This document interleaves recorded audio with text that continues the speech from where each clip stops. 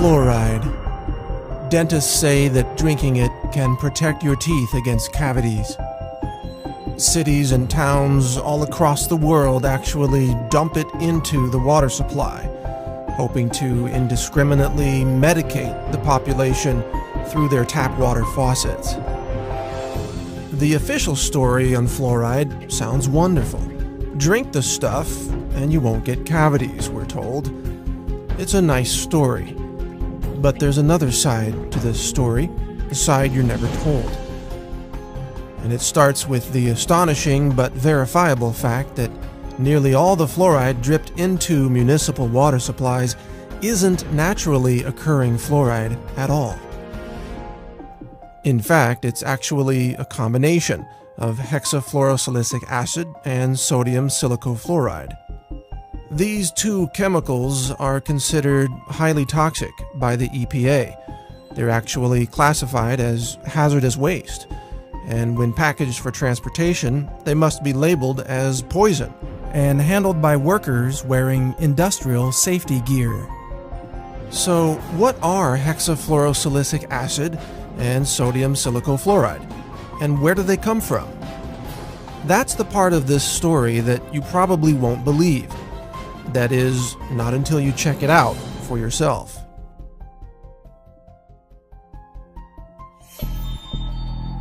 Because the more you look into the mythology of fluoride, the more bizarre this story becomes. And this bizarre story begins at phosphate mining companies. Phosphate is an important mineral used in fertilizers.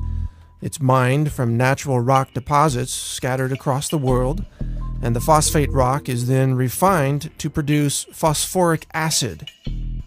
If that name sounds familiar, that's because it's one of the main ingredients in carbonated sodas, such as Coke and Pepsi. Phosphoric acid is often compared to battery acid. It's a highly acidic liquid that is believed to be the primary reason why drinking sodas can result in kidney stones and a loss of bone mineral density. Phosphate rock is also used to create fertilizers. The problem is phosphate is often contaminated with high levels of fluoride, as much as 40,000 parts per million, or up to 4% of the raw ore. To remove the fluoride, sulfuric acid is added to a wet slurry of phosphate and water. This causes the fluoride to vaporize, creating highly toxic gaseous compounds such as hydrogen fluoride and silicon tetrafluoride. These toxic fluoride chemicals used to be released directly from the smokestacks of phosphate mining operations, but the nearby farms suffered devastating losses of cattle and food crops, which withered away and died due to, guess what? Fluoride poisoning. In order to stop this environmental destruction, the phosphate mining industry put in place a way to capture the toxic fluoride chemical vapors so that they wouldn't be released into the air and kill the surrounding livestock and vegetation. This was accomplished by installing wet scrubbers that captured the toxic fluoride chemicals, preventing them from being released into the environment and killing the plant and animal life living nearby. It is from these wet scrubbers that toxic fluoride chemicals are now harvested. They're collected, repackaged, shipped to your local city, and then dumped into the municipal water supply. So instead of these toxic fluoride chemicals being released by the phosphate mining smokestacks, they are instead captured and then released into the water supply of large cities, where the chemicals then contaminate the water of millions of people at a time. This is called water fluoridation. When dentists and doctors say they support fluoride in the water supply, what they're really saying is that they support the mass poisoning of the population with a highly toxic hazardous waste product that, if it weren't dripped into the water supply, it would have to be disposed of as a highly toxic hazardous waste under strict EPA regulations. Curiously, it is a violation of federal law to dump hexafluorosilicic acid or sodium silicofluoride into the water. Such an act, in fact, is considered an act of terrorism. Yet it is mysteriously allowed today as long as it is accompanied by a loosely justified claim that we're doing this to stop cavities.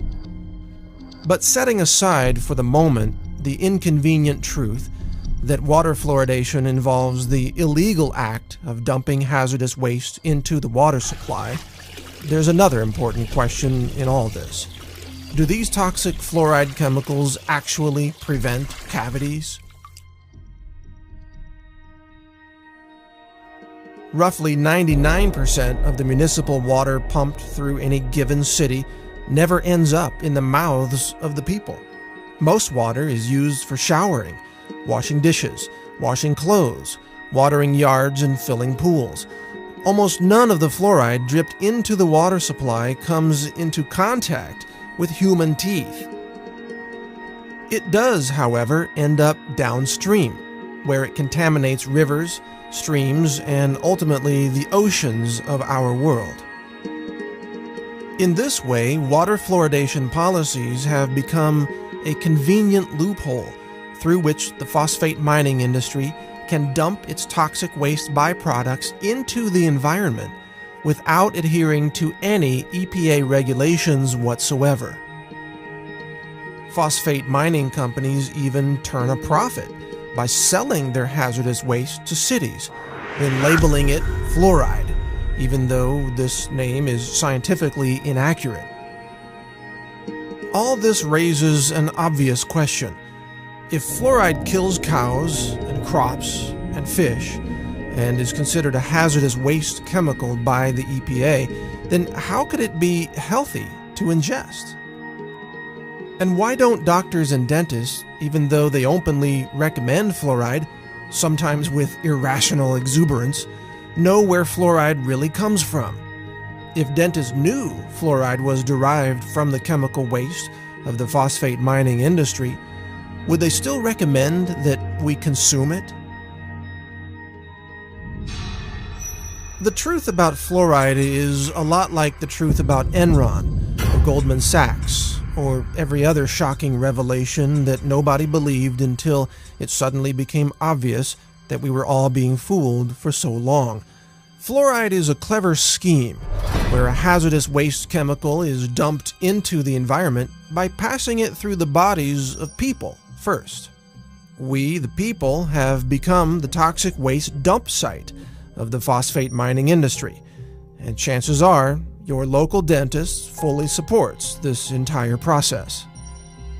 Over the last several decades, an astonishing 24 studies have established a statistical link between fluoride exposure and low IQs in children. One study conducted by the Center for Endemic Disease Control in China found that each additional milligram of fluoride detected in every liter of a child's urine was associated with a 0.59 point decrease in their IQ score. Another study found that fluoride exposure slashed the number of children achieving high IQs by more than 70%. It shouldn't be surprising, of course, to learn that consuming a hazardous chemical might impair brain function. Water fluoridation, it turns out, may be the root cause of the alarming drop in academic aptitude among children in first world nations. Historically speaking, the mathematics that were taught to 8th graders in the 1950s are now college-level courses in 2011. Maybe the reason why Johnny can't read or spell is because Johnny's been drinking too much fluoride. So I have 3 bits of advice for you. First, for your dental needs, always seek out a holistic dentist who understands the toxicity of fluoride and mercury. They will advise you not to drink toxic fluoride chemicals from your tap water. Secondly, don't drink unfiltered tap water. In addition to the toxic fluoride chemicals, tap water is also usually contaminated with chlorine and even dangerous elements from old water pipes.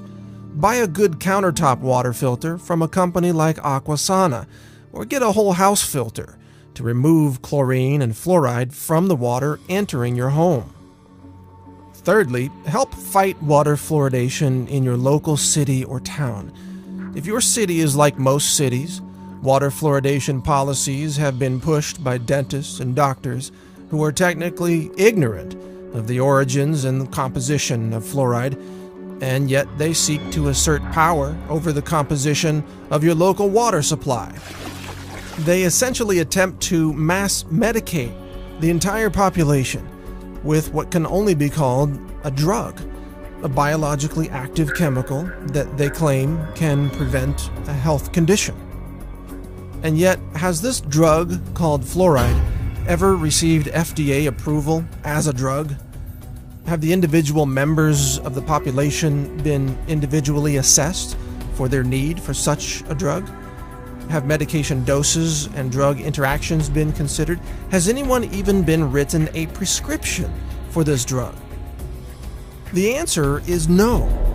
Fluoride is an unapproved drug being used in a highly illegal mass medication scheme that provides an excuse for the real agenda of disposing of a highly toxic, hazardous waste chemical. It's time to stop fluoride. Demand an end to fluoridation in your local cities and towns. Call for those who purchase and handle fluoride to stop what they're doing. Question the safety of these toxic chemicals being dripped into the water supply. These are actions that endanger the public. They could be called acts of terrorism. And publicly shame the doctors and dentists who have taken part in this mass chemical poisoning, causing untold harm to populations all over the world. Help us stop the fluoride poisoning of our world. Learn more at naturalnews.com. Join the Facebook group No Fluoride. See more videos about fluoride at naturalnews.tv. Visit fluoridealert.org and other anti-fluoride websites that are working to end the fluoride poisoning. Together, with your help, we can end the era of fluoride in our world and protect our children from this industrial poison. Thank you for listening. This is Mike Adams, the Health Ranger, reporting for naturalnews.com and a nonprofit consumer wellness center.